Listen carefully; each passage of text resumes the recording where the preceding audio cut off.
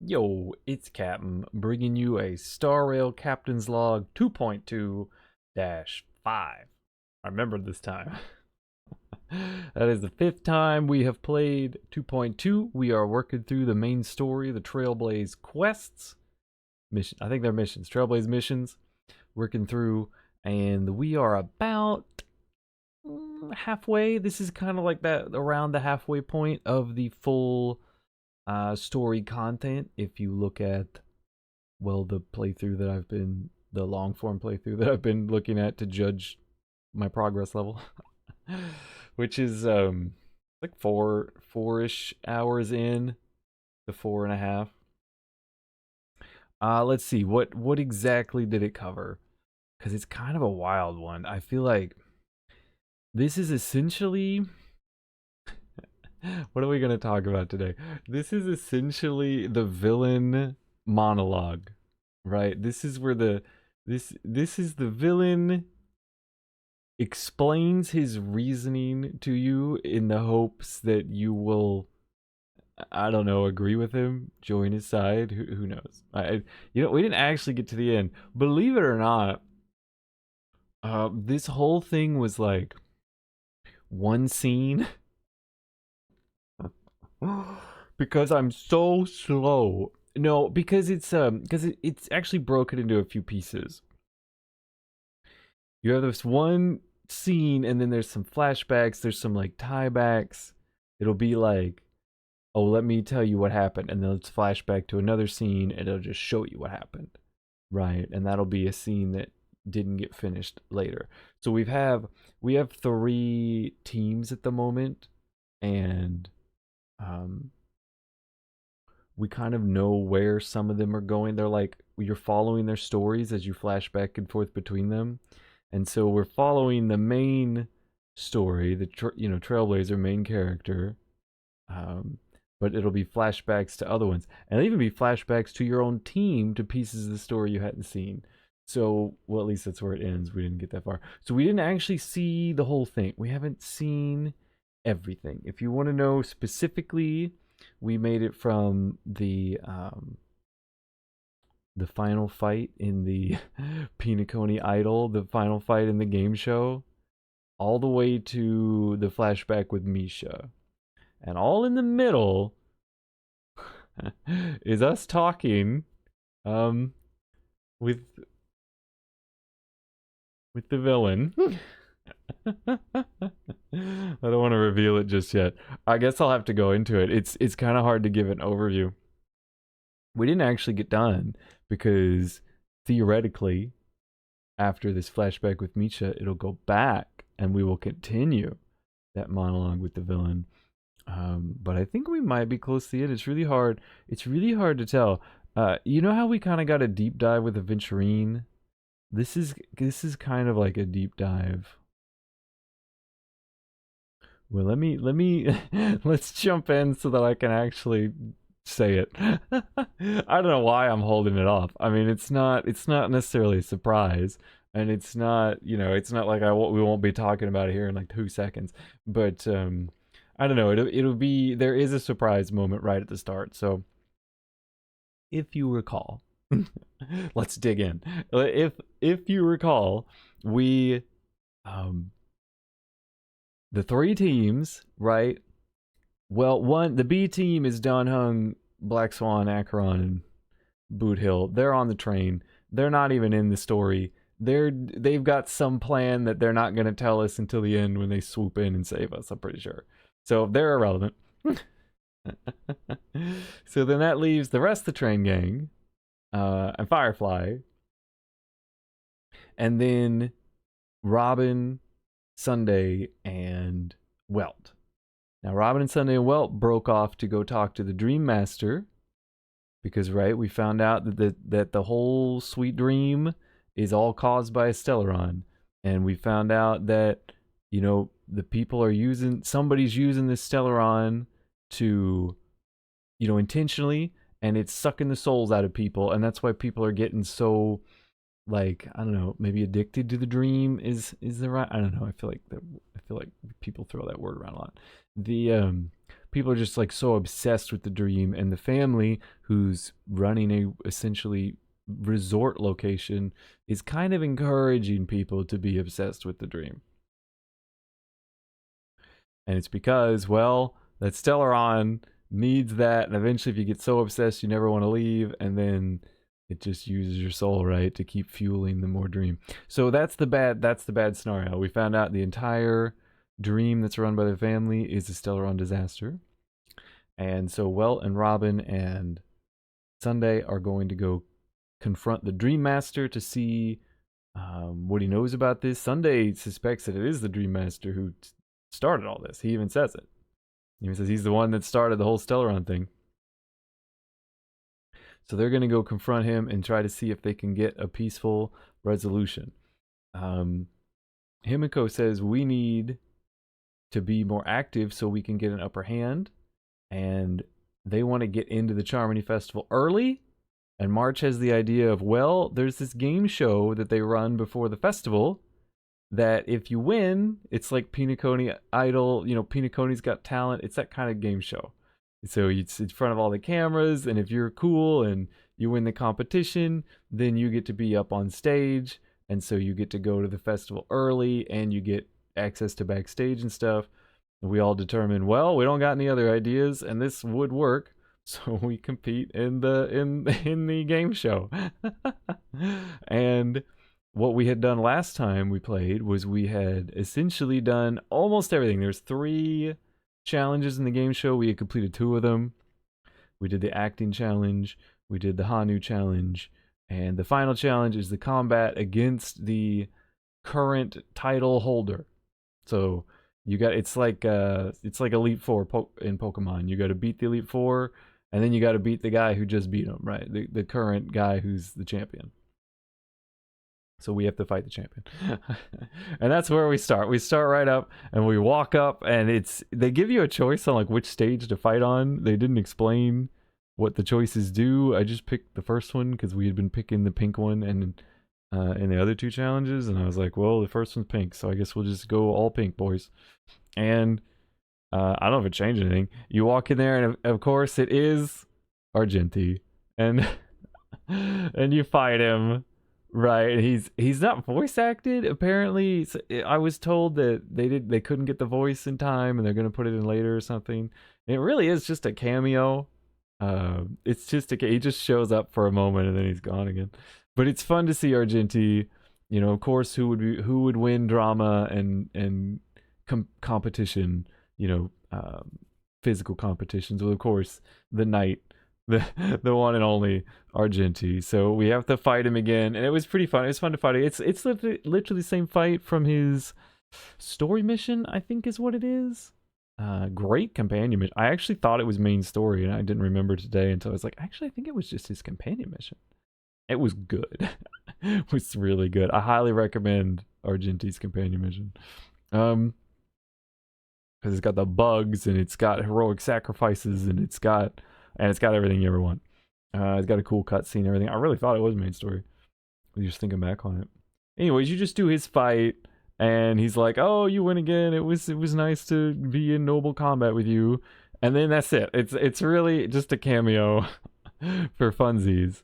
And you then proceed out, and you win. You're the winner. It's just fireworks and all this, and you walk down the thing, and they're popping up TVs that are clapping, and you're going to like what looks to be an interview stage where they can interview the winners, right? Because this was a whole big publicized event. You're heading there, and you're ready to meet the press, and you've all met back up now. So it's March. They don't really show it, but they should appear. But so March and Himiko have met back up with you, and it's you and Firefly who are the winners. And you get down there, and you're ready to greet, I don't know, the interviewer. And instead, you hear a familiar voice. No one else is there. Just this one familiar voice. And it is Sunday. All by himself. No Welt.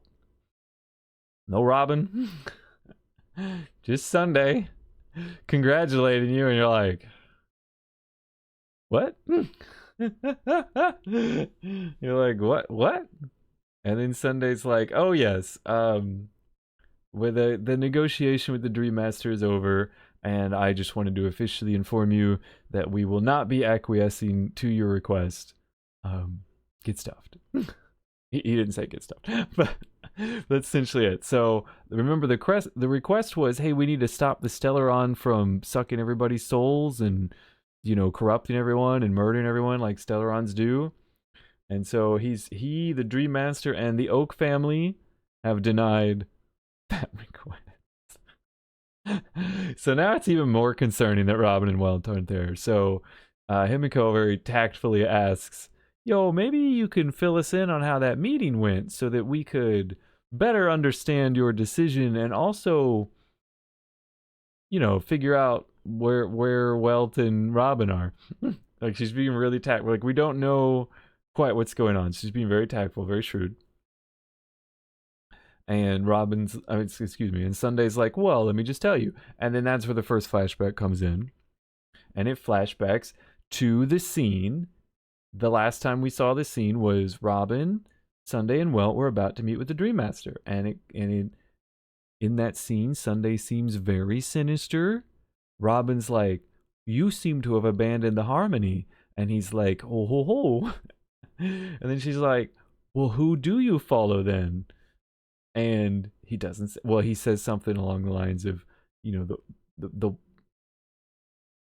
he definitely confirms that he's following somebody else and singing and saying nice things about him, but it doesn't tell you who, right? The scene ends. We go back to the game show. Well, now we're continuing that scene, but not from right there. We've skipped ahead a little bit. So we still don't know what he said to her. I don't think he told her based on how this scene goes, to be honest. But so we see them all talking to the Dream Master, they're interviewing the Dream Master, and the Dream Master's like, what? Somebody's making a mockery of my Charmony festival? Somebody's gonna use it to do evil? That's terrible. Except he's the Dream Master, so he's like, oh no, someone is going to do something horrible with my Charmony festival. That is unheard of. If I find these miscreants, I will certainly deal with them.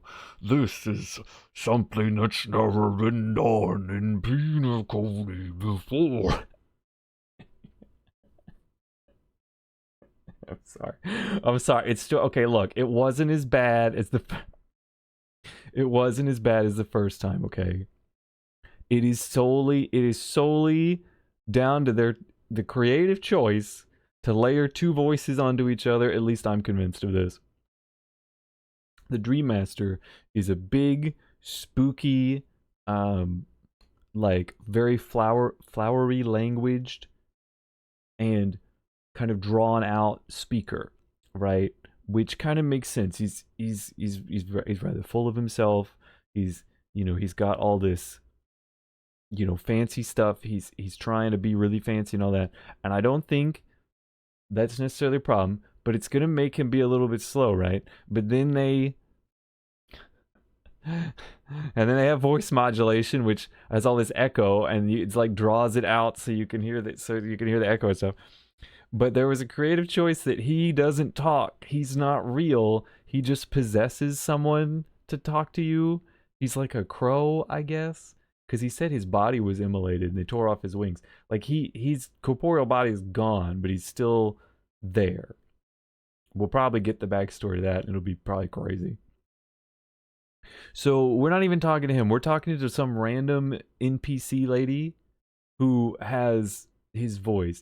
But because of that, they decide to put both voices on top of each other. So you hear the lady and you hear him, and it's the very flowery language with the voice modulations. But of course, to get two people to talk, they have to speak slowly so they can, you know what I mean? So they can make sure they're matching their speech. So you've got flowery language, voice modulations, and then the natural slowdown of trying to talk with somebody. And so it's just everything he says. Look, it's not as bad as when he did it with the creepy little Pepeshi and it was like a little kid voice, but it was faster, okay? But I was still I was still traumatized from the last time, and it was still pretty. It was kind of comical. It wasn't as comical, but it was still pretty comical to me. And I was just like, oh my god, here we go again. And he just, as it goes on, you realize just how smug he is. You just want to slap him and shut him up. And it's so strange. And there's weird implications where he's using this other person's body because we do, like, he does he like enters into a contract, to the not lie contract is the law. Anyways, I've spent too long on this point. I've spent way too long on this point. So we're doing that, and he's playing dumb, basically. Sunday's kind of already told us that he's playing dumb. So Welt comes out straight and asks him, "Yo, did you know about the Stellaron?" And he's like, "Oh, how dare! Oh, who would have thought that the Nameless would point the spear at me?" Which is a great line, by the way. But again, just it's a little too hammy because of the double layering and the long. So right, he acts all offended and whatnot, and Welt is very tactful as he can. He's like, "Look, we're in dire situations. We only got 8 hours to the Charmony Festival, and a lot of people's lives are at hand. We're just trying to get this done." Robin even says that Firefly's not there. My bad. Robin even says, like, you know what? I tell you what, we're just being super cautious. If we're wrong, I'll even go up and sing, and I'll do the Charmony Festival. And I think this is why they do the next part, because I think they need Robin to sing. I think they need the chord master to summon the thing. So he kind of like winks at Sunday and says, "Tell me, all right, do the thing to make sure we can't lie." And Sunday does the thing they need to do with Venturine to make sure he can't lie. And Sunday starts asking him all these questions about, do you follow your God? Do you, always want to do what your God said? Have you ever betrayed your God? Have you ever, all this stuff. And of course the guy's like, no, never, always followed you, always going to follow my vows, all that stuff. But they never, if you're paying attention, they never say the harmony. They never say Shipe. Right? If you recall, what was the last time we saw him? Robin's like, wait, you've abandoned the harmony. And he's like, oh, right? So here we are with this little line charade, and they're never saying the harmony. And so it's about to finish. Sunday's like, all right, we're and Welt's like, no, excuse me. Excuse me, glasses push. Can we confirm we're talking about the harmony?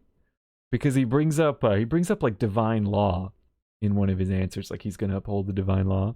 And Welt's like, yo, the harmony doesn't do with laws. What are we talking about here?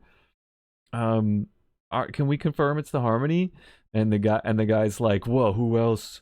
The harmony does so much for everybody, and brings harmony to things, and harmony is good. He never says, yes, I was talking about the harmony. He just says harmony good.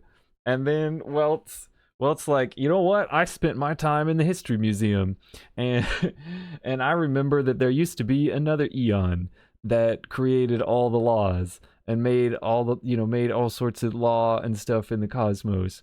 And then that Eon fell into the harmony, and there used to be a choir for that, and then the choir went silent, and then the choir became the harmony's choir. In other words, this Eon got absorbed into the harmony. And he's like, just because the Eon's gone doesn't mean people won't still follow the path, because we're all trailblazers, and our Eon's gone. So basically he just calls him out on it. He's like, you're following this other one. And the big reveal is, so they drop the charade at this point, drop the facade at this point. They get mad, and the big reveal is, oh my god, we haven't even, this was supposed to be a quick thing. We're just gonna keep moving. The big reveal is that they are not following the harmony. They are following the order. Like, order and chaos, order. And I asked people, and they talk about how order is more important, right? Order is how harmony is really achieved, right? That's the big drop. They are not following the harmony, they're following the order, and the way it works, the way they've pulled this off, the way that they've still done everything in harmony and everybody thinks they're still dealing with harmony is because the order has been absorbed into the harmony. Because you got these space gods in this universe are concepts. They're abstract ideas that become ways of life that you follow, right? Harmony. I'm gonna follow the idea of harmony. I'm gonna follow the idea of order. I'm gonna follow the idea of adventure, which is Trailblaze. I'm gonna follow the idea of beauty. I'm gonna follow the idea of the hunt, where we punish wrongdoers, right? Things like this. It's just higher concepts. And because of what concepts and thoughts are, right, you're gonna have some that are similar and some that are opposing.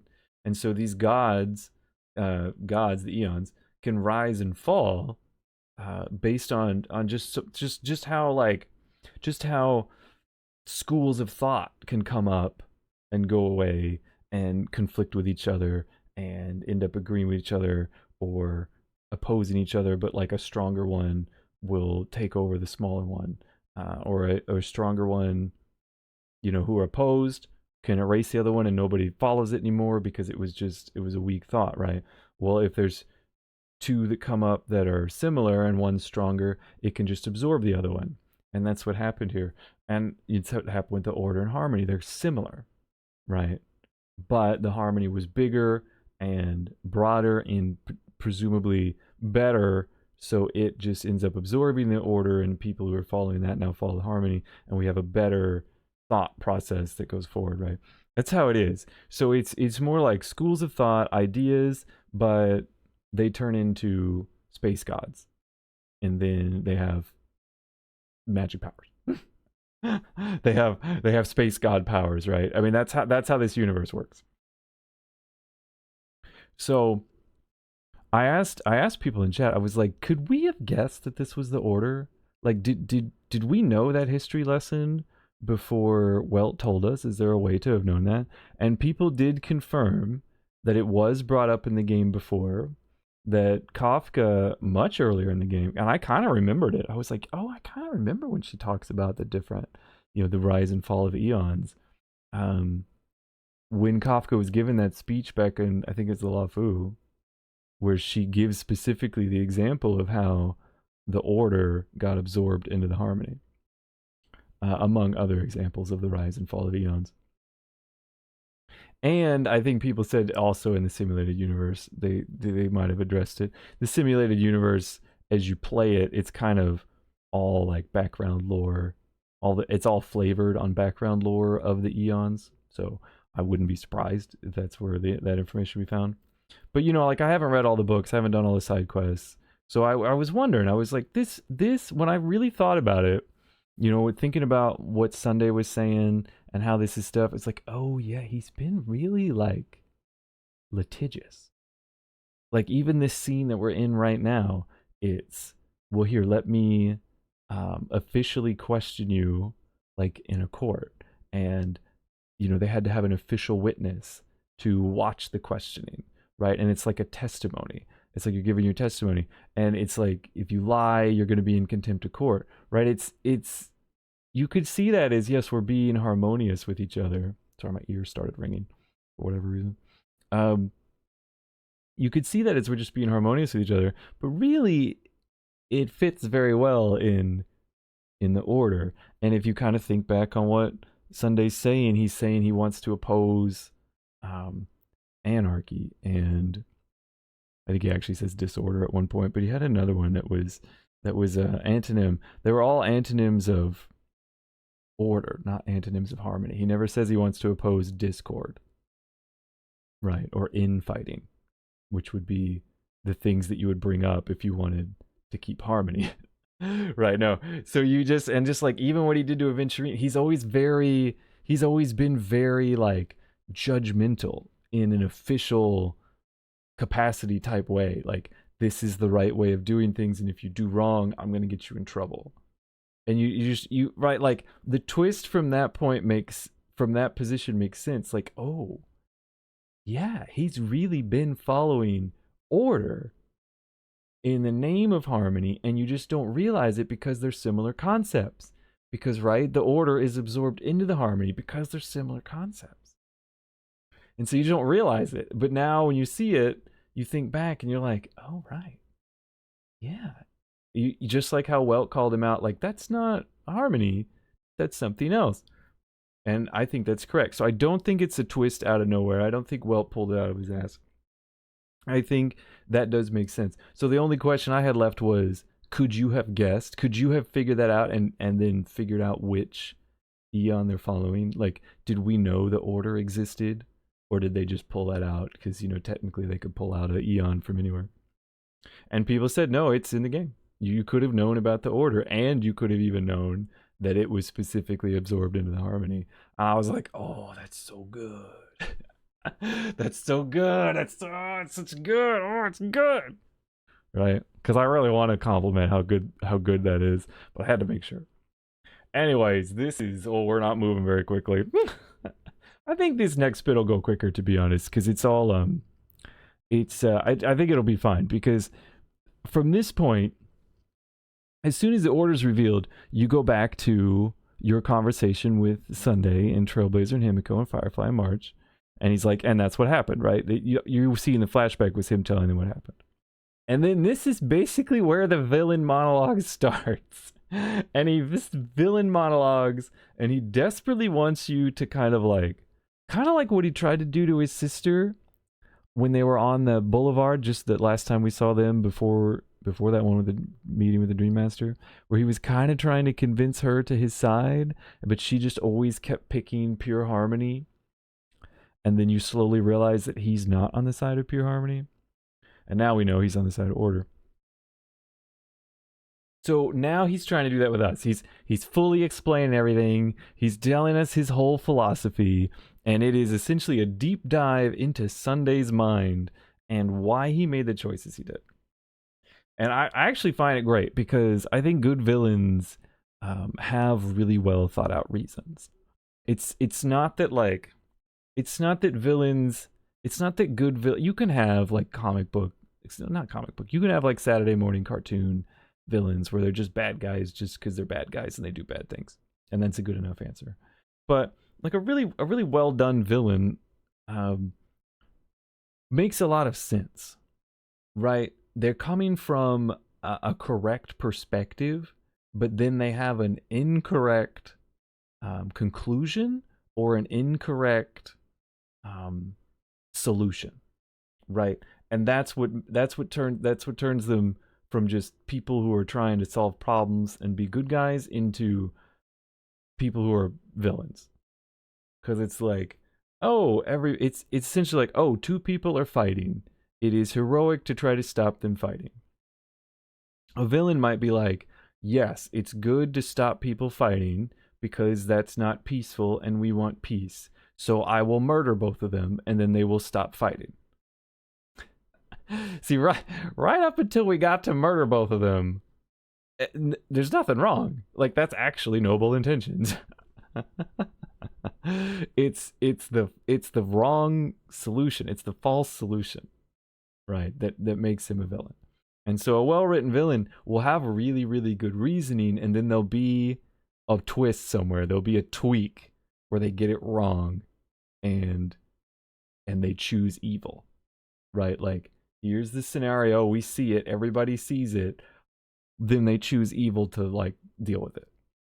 And so he's just laying it all out. He's laying out his own philosophy and all this stuff. You do a deep dive into him. He actually takes you into like his mind space and asks you moral questions that he faced throughout his life, which has actually been the flashbacks we've been seeing, like the bird flashback and the confessional flashback. So he has you go through those and try to make the choices he made so he could show you, like, see, these choices didn't work out, and that's how I ended up realizing that I was doing the wrong thing, right?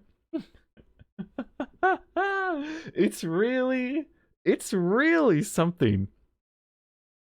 So what? Oh. At the very end, because at the very end, you like Firefly calls him out, which is really powerful because you would expect Robin to do it because she's been his sister. She's been the pure harmony, like the ultimate good guy choice here, right? Well, she's not here, but you get it from Firefly, which is really good. Which I think I'll explain it once I set up his case a little bit more because it makes sense. It makes more sense. Essentially, he's trying to. Essentially, it boils down because it's order, right? That's what he's following. And we do ask him what he did to Welt and Robin, and he says, "Oh, they're fine. I put him to sleep. You know, no one gets hurt in the dream, anyways, right? Everything's fine." And he's just like, "This is the right path for Penacony. This is what we're gonna do." And I think Himiko figures out what he's trying to do. He's trying to revive order. He's trying, and it seemed a little bit out of left field because she just seemed to pull out of what he said, and I was like, really? But my guess is what that means is that he is trying to, specifically during the Charmony Festival, get order to take over the harmony. You know how a long time ago order fell and the harmony absorbed it? So like the order's still in there, and I think what he's trying to do is get order to reemerge and then lead so that the harmony gets absorbed into the order. And he even said it. He said something about like only true harmony is achieved through order. So he's trying to flip their positions. And I think if he gets his way, like my best guess is they're gonna. So they did confirm that he wants to use the Charmony Festival to activate the Stellarons' full power, and then use the Charmony Festival and essentially extend the dream to like everything and make it permanent. So that every I don't know if it's like the whole cosmos or whatever, or just the area, but essentially it will trap everybody in the dream, and this is his perfect solution, right? So I think what he's trying to do is if he can get this Charmony Festival to go off under the guise of order and then use the Stellarons' power plus the strong harmony power of the Charmony, he can twist the whole thing and flip the tables and make order the dominant eon.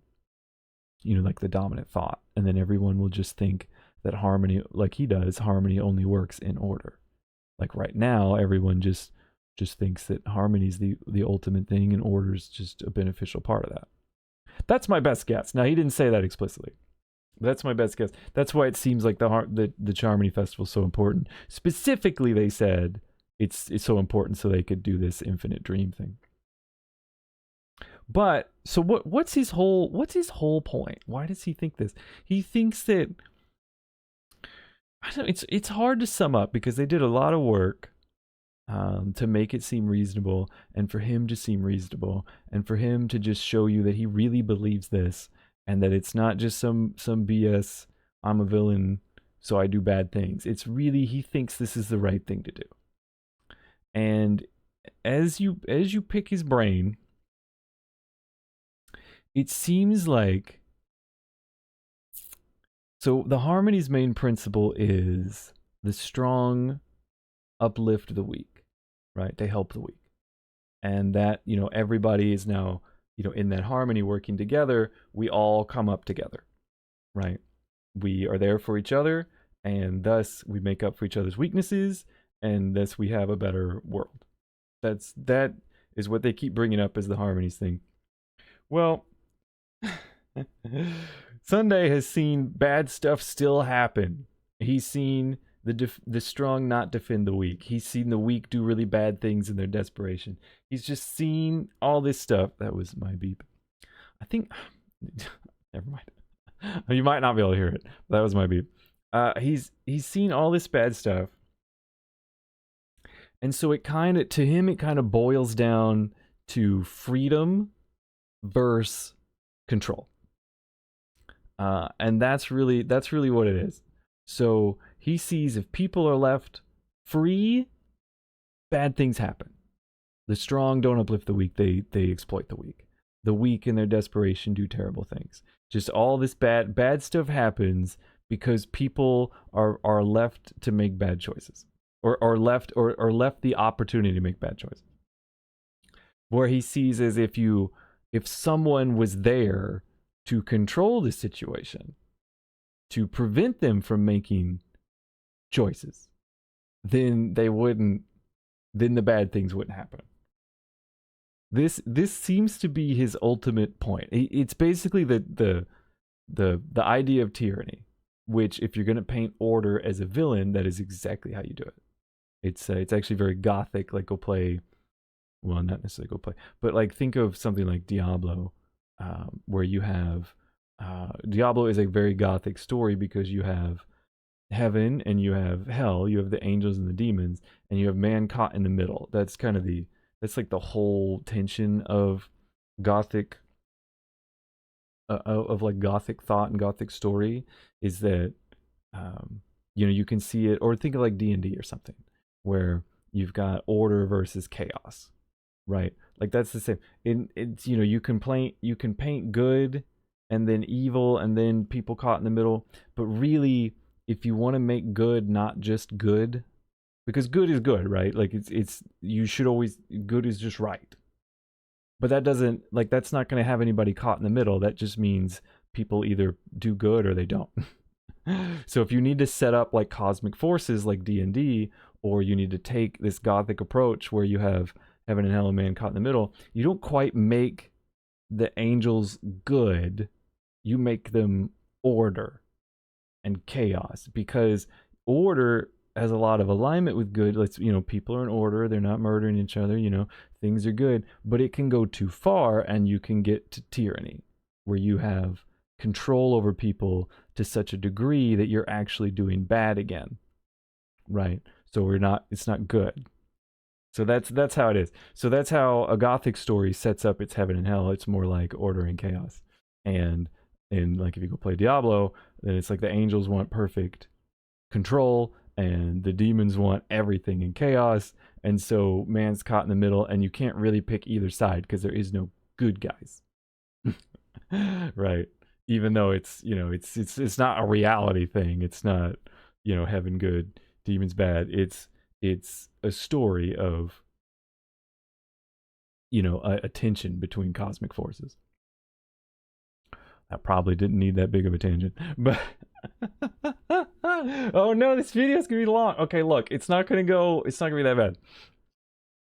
So we have villainous order here that wants complete control. So what is its opponent? Freedom, right? It could be chaos, right? But that wouldn't really be, that's not great either. So what's the virtuous opponent to an evil order? Well, it's freedom, right? Because an evil order is control, right? It's tyranny. It's perfect tyranny.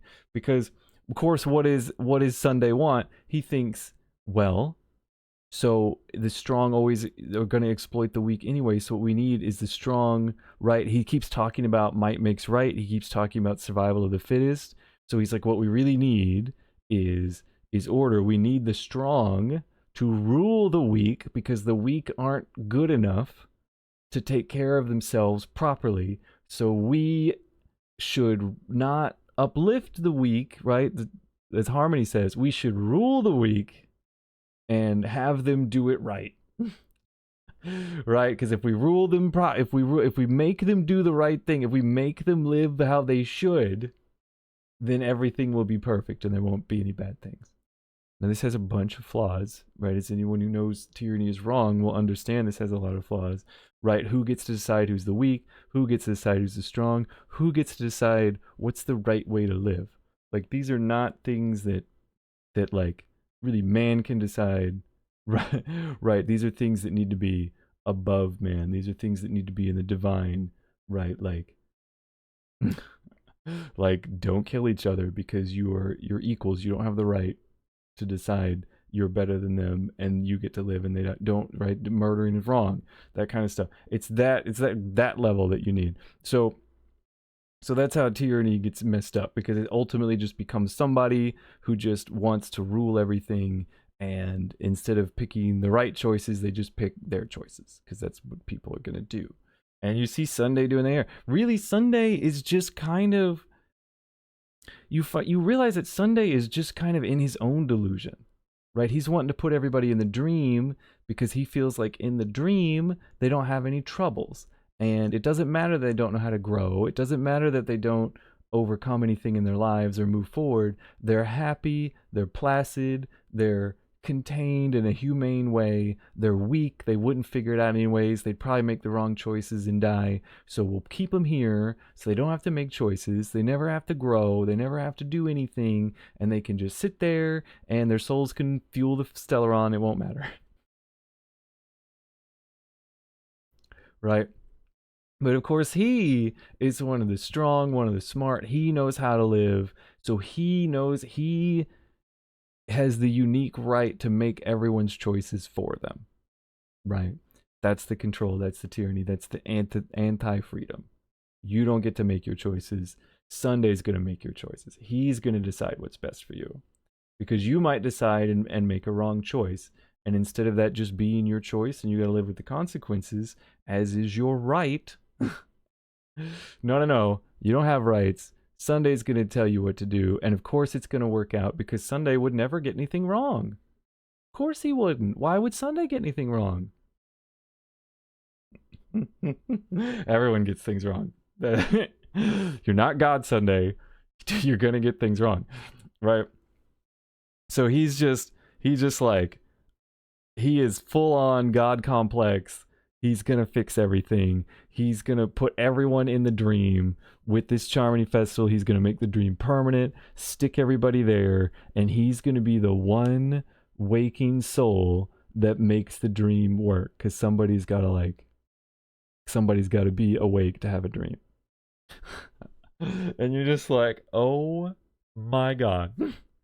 So that's what it kind of boils down to. Like I said, it's hard to just pop it all out there, because just summarize it really quickly, I'd have to really think about it and take time.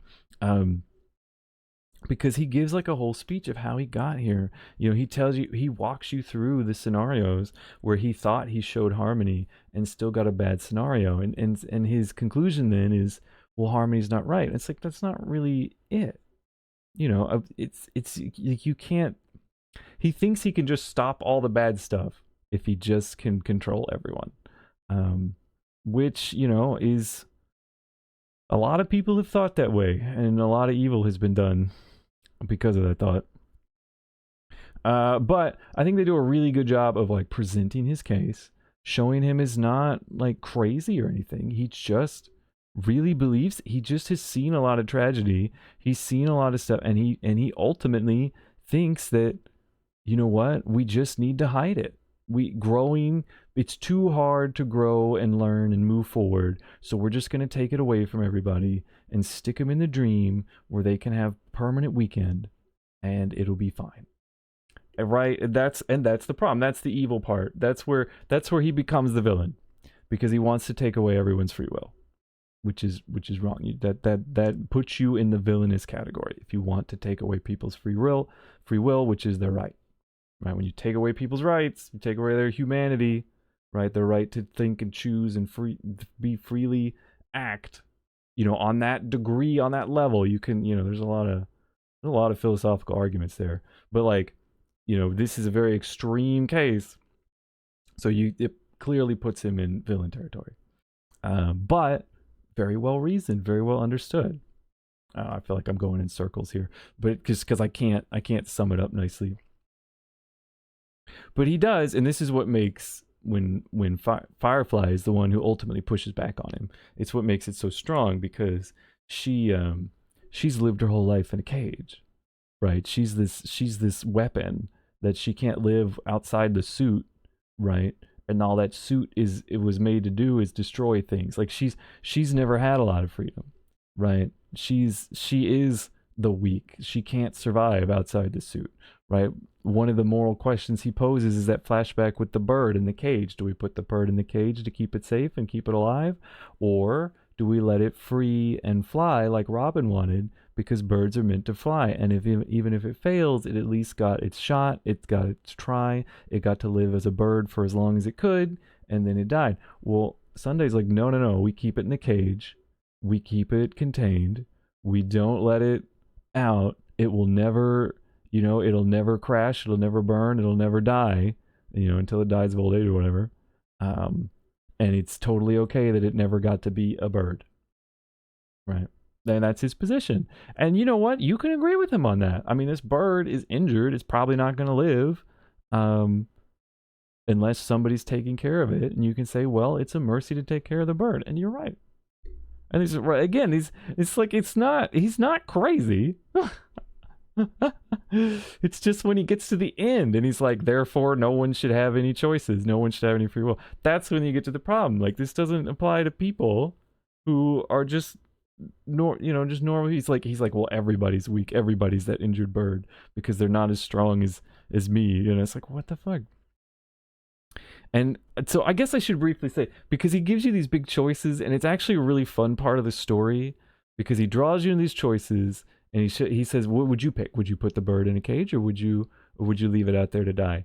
It's like, here's this guy that said he sold his kids into slavery so he could fund his trip to Penacony, but really he wanted to strike it rich so that he could buy his kids back and give them all a good life. And he's like, do you call the cops on him, or do you call the cops off of him specifically, or do you let them continue their chase for him? Right? It's this moral question, right? And he let him go, but then later on the guy he comes out still successful and gets into other shady bullshit. Like, he actually helps him out. Guy gets successful, he gets into other shady bullshit, and then he questions him later because he's getting convicted for another crime, and he's like, what about your kids, man? Why are you still doing crime? And the dude's like, what kids? You're like, so he was always a scoundrel, right? You could pick, okay, well, I'm just gonna let the law take care of it. And he's like, well, then the guy probably, dies in obscurity, and if the hounds find him, they're gonna send, it's a horrible, he never gets anywhere, he never is successful, he's never able to help anybody. And so it's like, ooh, both these kind of suck. Just like if you don't put the bird in the cage, it just dies, it gets eaten by some monster, some creature. There's no right. The whole point is all the solutions suck unless we control everything. The only solution is to put people where they should be and make them live the way they should live. It's like, oh goodness. So after this whole, and it's cool, it's set up like a game show. It lets you talk to, what I really like about it is it, one, gives you these moral choices for you to make. So you get to really engage in this kind of big monologue he's doing. But you also get to talk to the train gang members. You get to talk to March, you get to talk to Himiko, and you get to talk to Firefly. And you get to see what they would make in the choices. What would they would do with the bird? What would they do with the guy? And he also asks, if you would, his sister went out to a war front to try to bring harmony, to try to stop the war, right? She thought she'd do a concert, do a sing, and it would calm tensions, and she got injured. And he's like, what would you, knowing that, would you still let her do it, or would you try to stop her from doing it? And you get everybody's perspective on it. It's really interesting. It's really fun just to kind of like wrestle with these bigger questions, because of course that's what the game's asking you to do, because it's an interesting story. It's a very philosophical story. It's a very kind of like philosophical deep dive into Sunday's mindset, and he thinks he's right. And so let's talk about it. Let's get in there and let's try to figure out where he's got a point and where he's become the villain.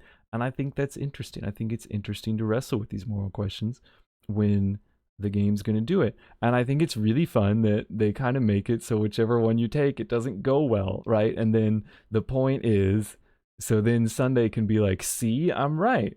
And then you have to kind of try to figure out, like, because you might obviously see, well, I know this tyranny he's trying to do is wrong, but man, all these points he's made are really good. Like, actually, where did he mess up? And that's where Firefly comes in. And she says at the end, she pushes back. She's like, this isn't right. He's like, I want infinite weekends. I want the dream to be eternal and everybody's in the sweet dream and they don't have to make any choices, so they never have to make wrong choices and bad things happen. They don't have to work. They don't have to do nothing. They just have to sit there on vacation and be happy. And Firefly's like, yeah, but isn't that still fake? Isn't that still the dream? And he's like, well, that's one way to look at it, but it doesn't matter. At least everything's okay. At least everything's in order, right? At least nobody's making bad choices. And Firefly's like, well, you're taking away their opportunity to learn. You're taking away their opportunity to grow, right? You're robbing them of the chance to solve their problems and be victorious, right? You're preventing them from ever failing, but you're also preventing them from ever succeeding. And she's like, I really value the self and the choice of the self and being able to make those mistakes, learn from them, and grow and get stronger, right? He's saying they're weak, they shouldn't have a choice. She's like, well, if you give them the chance, they might get stronger. They might overcome it. They might learn. Again, this is kind of like the principle of the harmony. If you have the strong and the weak, the strong help the weak, and we're all lifted up together, right? That's not a bad philosophy. That's not a bad that does happen. I mean, that's the basis of charity, right? So she pushes back against that, and this is really strong from her, right? Because she's always lived in the cage. She's always kind of had her freedom threatened, and so she really values it. And then she even calls him out on it. She's like, because he appeals to her specifically. He's like, you surely would agree to me because your physical body is terrible, so you would know that physical bad, that's where all the problems are. We need to be in the dream where everything's fixed. And she pushes, and that's when she pushes back and says, no, that's not how I think at all. Right? You need that freedom so that people can grow and learn. And then she gives a question to him back. It's like, I guess you'd think I'm one of the weak, right? Because I have this problem and I can't live outside the suit and everything's wrong. And he doesn't say it explicitly, but he doesn't disagree. And you get the idea is he's kind of being, he doesn't want to say it, but yes, she would be weak too. She'd be one of the weak ones, right? You get the feeling that Sunday might just think everybody's weak but him. Although he does kind of call out the Trailblazer on being strong, and the Trailblazers themselves, the adventure, the whole train gang being strong. But yeah, he just implies that of course she would be one of the weak ones. He doesn't say it, but it seems like that's it. And then she again pushes back. She's like, well, I don't think that. I don't think I'm one of the weak ones, right? And it's like, ooh, because again, that's the question. That's the problem of the tyranny. Who decides who's the weak ones? Right? What authority do you have to make that choice? Who gave you the right to choose that for somebody else? That's the problem. So then right after that epic pushback, right? So we're wrestling with these questions. He's presented his view, and now the good guys get to present their view, and hopefully they convince you, I guess. And right? And then Himiko says, and with that, we'll give you the official answer from the Astral Express. And she says, Kalis, main character, why don't you tell him what Mr. McHale instructed us to say? And you're like, wait, what? When did he instruct that? When did the watchmaker tell us what to say? And that's when the next flashback happens. And you flash back to Misha and Himiko, and basically everybody here but Sunday. So March, Trailblazer, Himiko, and Firefly, and then Misha. And you're like, what? Now, presumably this is the scene where they get that instruction from Mikhail, so that when we come back, we can give the instruction. But the big question is, well, what is this scene? And you find out that this is about as far as we got. So we just saw the intro. You find out that this scene is the empty dream bubble that the watchmaker left you as his legacy. And you're like, well, I thought it was empty. Well, apparently, if you give it to Misha, it's not empty. And Himiko says that she just had a hunch, and she went and talked to the Dr. Eyeball, and he said, well, that you need a core for the dream bubble to work. Right? It has to have a core, it has to have a stable core to build everything off of. So apparently she had a hunch that maybe we should give it to Misha and we might have that core to work off of. And she was right. Now, I don't know why she was right. We have to play that scene to find out. So Misha's like, I don't know. I don't even remember being here. I guess I was here at some point. But it takes you back to right where you and Firefly first encountered the death meme, which kind of, in a lot of ways, set off a lot of these events.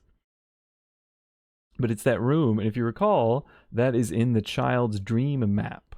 And the child's dream map is all about, you know, this kid making toys and Mikhail. It's where you first learn about Mikhail, and Mikhail has to leave to protect people, and the kid's like, don't leave, Mikhail, I don't want you to leave.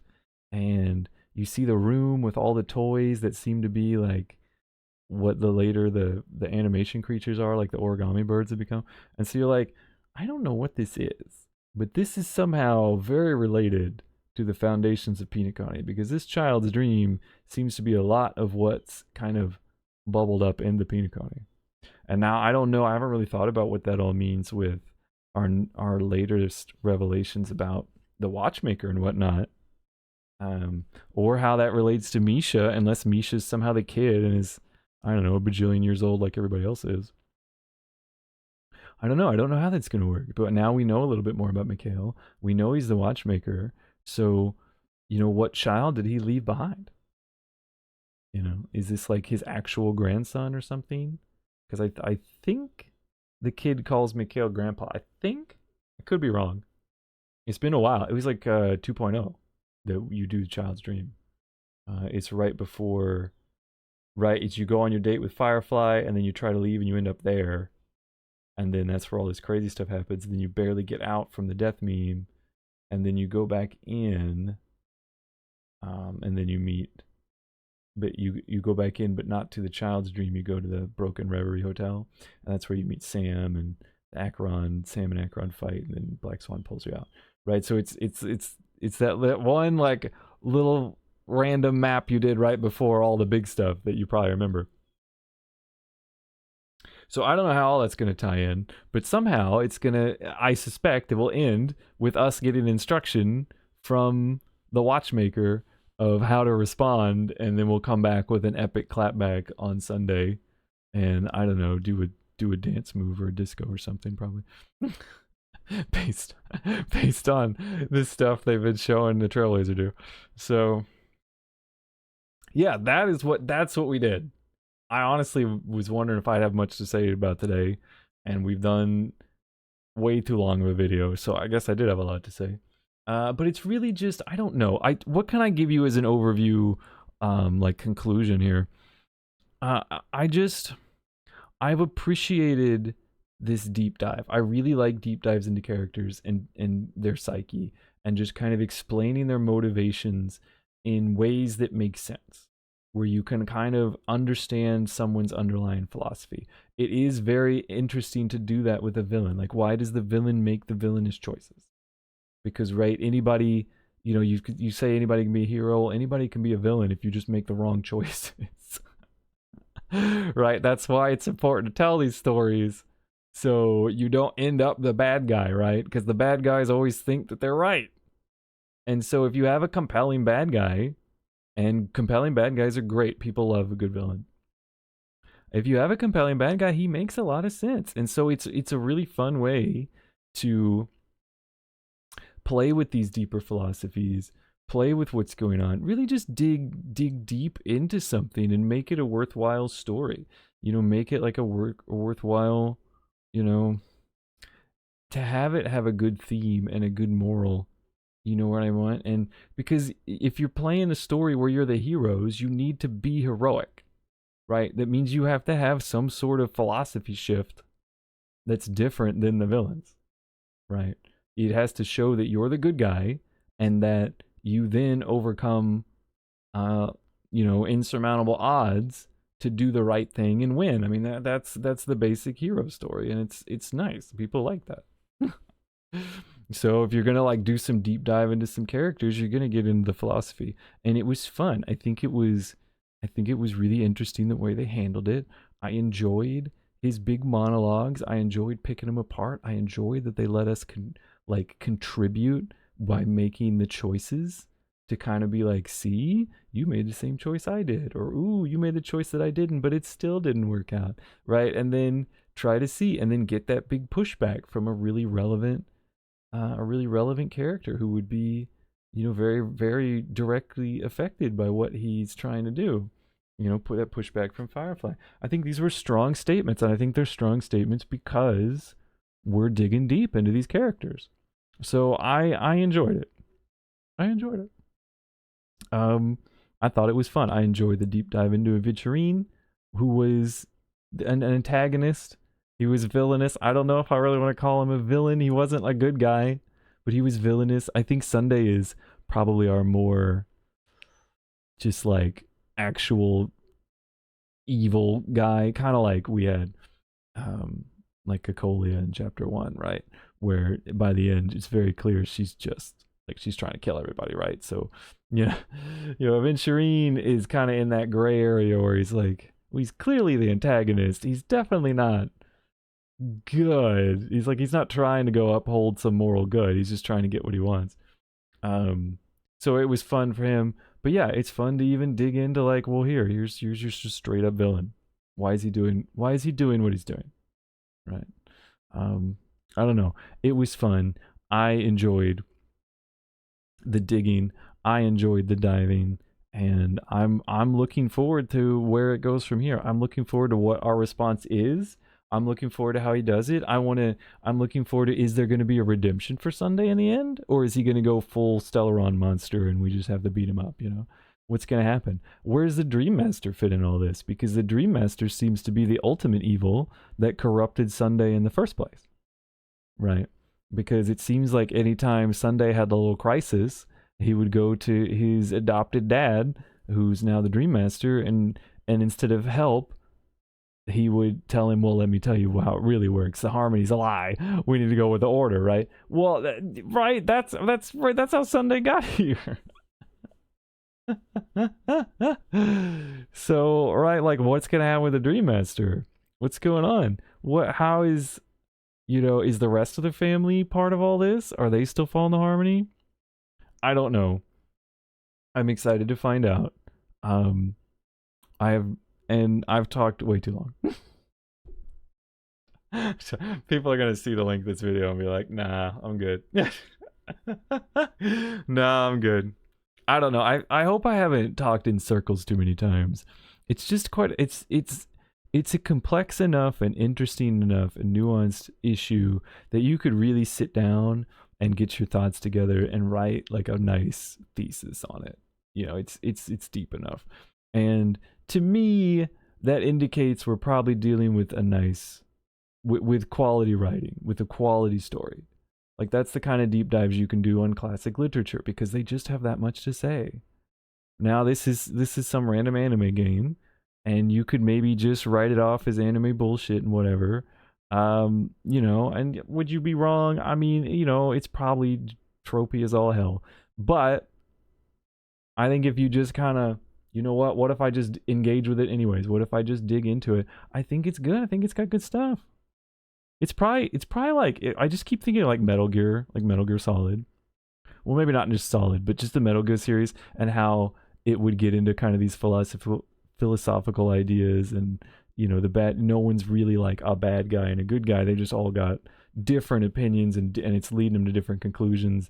And then they end up with, bad actions or good actions. You know what I mean? It reminded me of that. And that's people love that. And for good reason. So I've enjoyed this. I thought it was great. And it, it encourages a lot of conversation, a lot of things to say. So that's but holy snaps. Holy snaps, we've talked too long. So that's my thoughts. That's my takeaway from our big Sunday villain monologue and his plan to save the world right? And eliminate suffering and wrongness by putting everybody in the dream and taking complete control over everyone's life.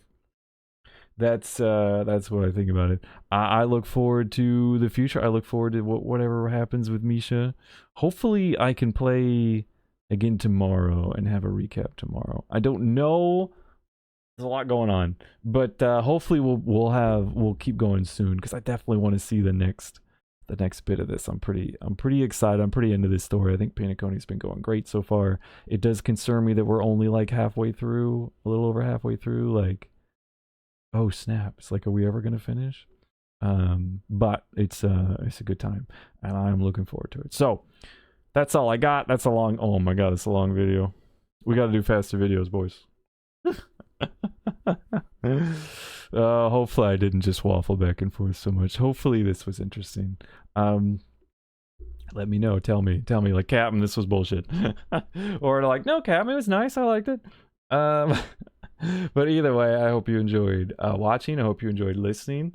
I hope you have a wonderful rest of your day. Whatever you're gonna do, I hope things go well for you, and I will catch you in the next one.